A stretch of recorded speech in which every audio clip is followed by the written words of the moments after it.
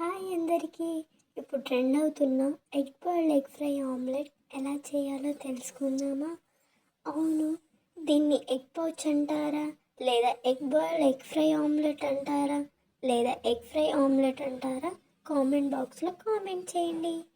అయితే ముందుగా ఒక పోపు పెట్టే చిన్న కళాయిని తీసుకోవాలి. అందులో మనం ముందుగానే బాయిల్ చేసుకున్న ఎగ్ని 1 నిమిషం పాటు ఫ్రై చేసుకోవాలి.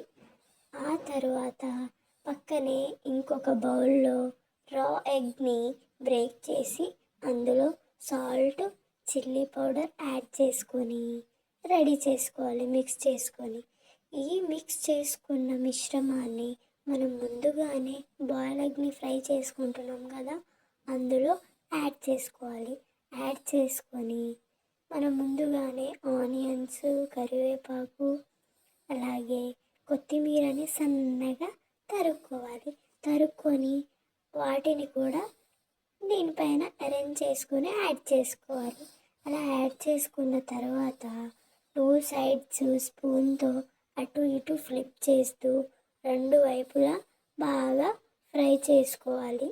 మంచి గోల్డెన్ బ్రౌన్ కలర్ వచ్చే వరకు 2 సైడ్స్ ఫ్రై చేసుకోవాలి.